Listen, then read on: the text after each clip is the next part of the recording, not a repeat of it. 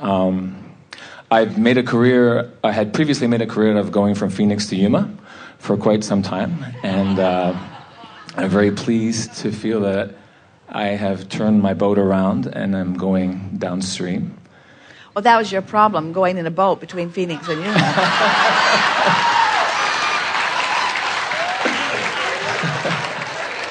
No wonder it was difficult.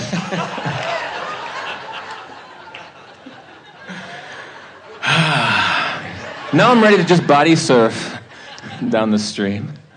And I would have thought coming up here, I had a list of questions about how can I do this and how can I shift this and how can I align better for this. And I feel like it's handled, it's done. I just have to be, I just have to enjoy. And it's handled and it is done. But it's all right to practice the shift.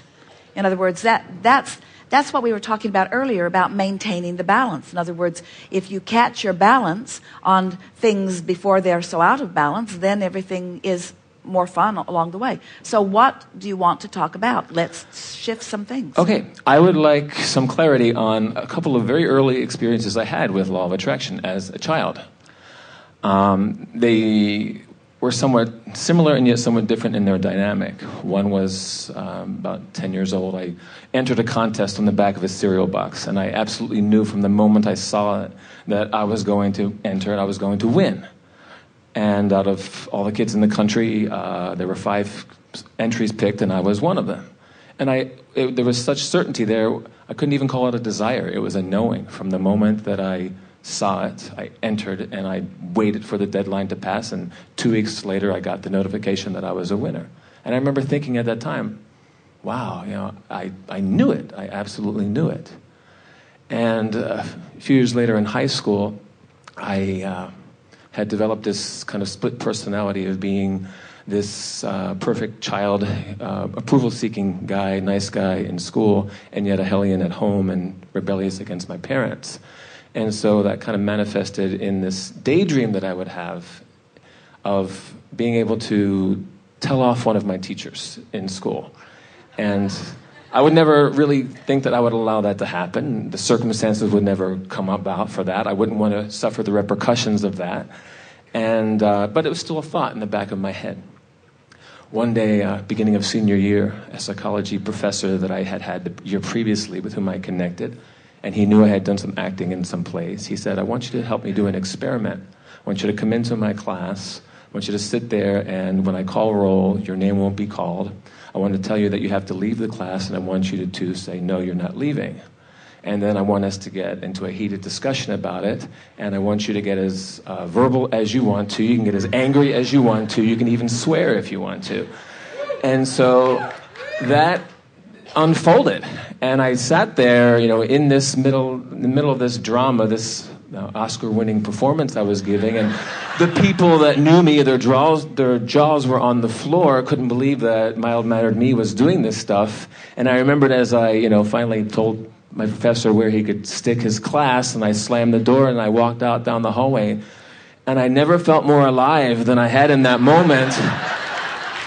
And at the same time, there was this awareness like, I drew this. There was that fantasy that I had, and I made it happen. And I knew there was something to that, but I couldn't quite put my finger on it. So I guess I want a distinction. One was this certainty that I knew from the very beginning. I didn't question, and I got it. And this other thing was this thing that was just kind of hanging in the back of my mind as a fantasy. Never really thought it would happen, and yet, lo and behold, it came forth.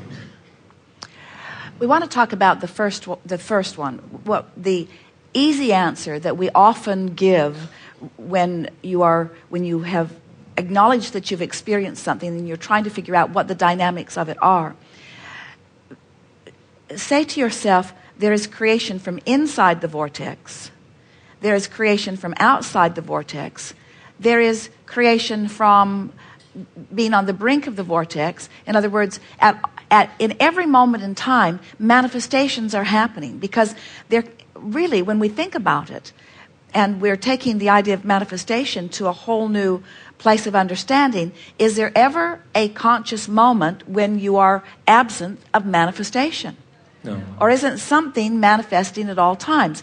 And by manifesting, can we call it sensual observation. Seeing through our eyes, hearing through our ears, smelling through our nose, tasting. In other words, this moment in time, this perceptual moment in time is a manifestation.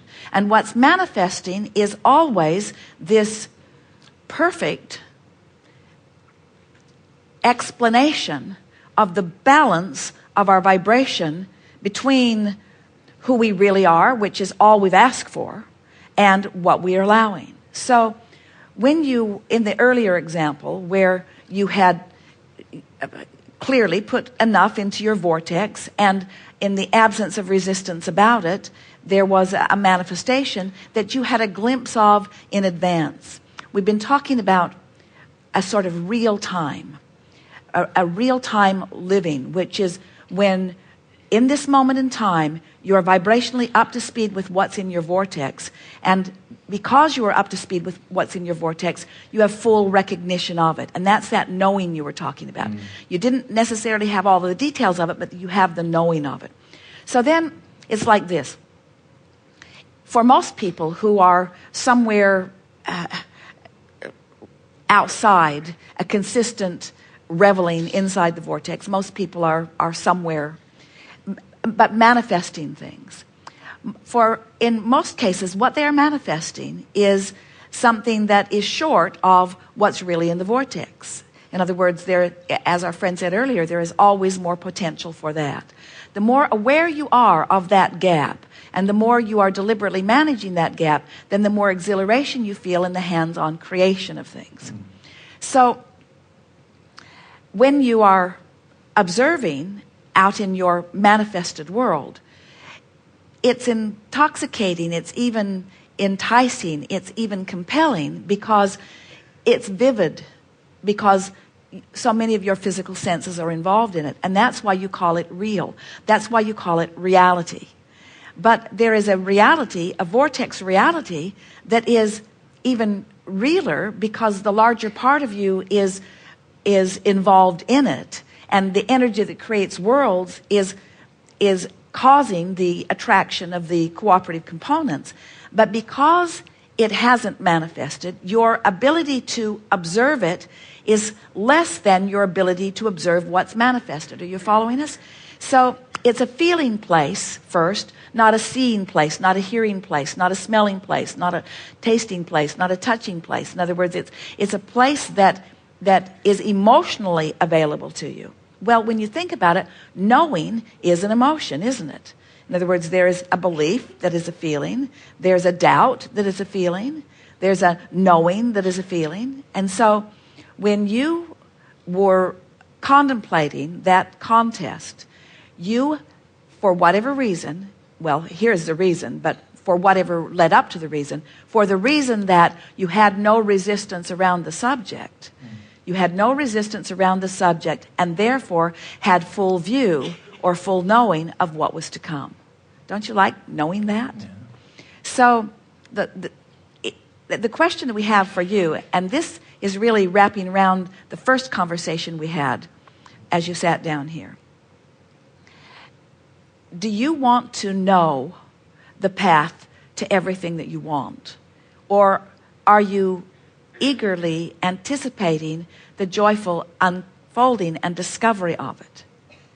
In other words, when you know something, if you accept that the knowing as a feeling is enough, and you don't demand of yourself before you're able to actually perceive it. In other words, that knowing will change to full view. It will. But in the beginning, it's a feeling rather than a manifestation. It will not only evolve into something beyond knowing, but into thoughts that are satisfying or into conversations that you're rendezvousing with. It will manifest into the details, the precise details to deliver to you the precision of everything that you want, everything that you've been asking for. But do you want, this is the question of the lifetime that we are presenting to you, and it's logical that we would be presenting it to this leading edge forum who have been following this train of thought for a while. Is it so important that this moment of manifestation always be delivering to you the final result that you've been seeking? Or, drum roll please, is it enough to have the knowing that it is unfolding? This is the question that we're putting to you. In other words, why the rush to the manifestation when the reason that you want the manifestation is so that you will have the feeling anyway? So the two examples that you offered us, one, you were in a place of stronger knowing, and than the other. But both of them unfolded in a satisfying way to you. The question that we want to put to you, that maybe you can reach back into that memory far enough to give us a concrete answer about it, was the knowing satisfying? Did you like knowing? Did you like knowing you were going to win? Or did you have to win before it was satisfying? That's the question. That's the question of the lifetime. That is the question that once you figure that out, is the knowing of the potential, is the knowing of the law, is the knowing of your value, is the knowing of your worthiness, is the knowing of the limitlessness, is the knowing of that enough? Or do you only allow yourself satisfaction at the brink of manifestation? Because if it is enough to know it, then you're home free. Then the manifestations are there. But then you got to watch that, don't you? Because the knowing brings the manifestation. Esther and Barbara are taking complete credit for the disembarkation talk going away.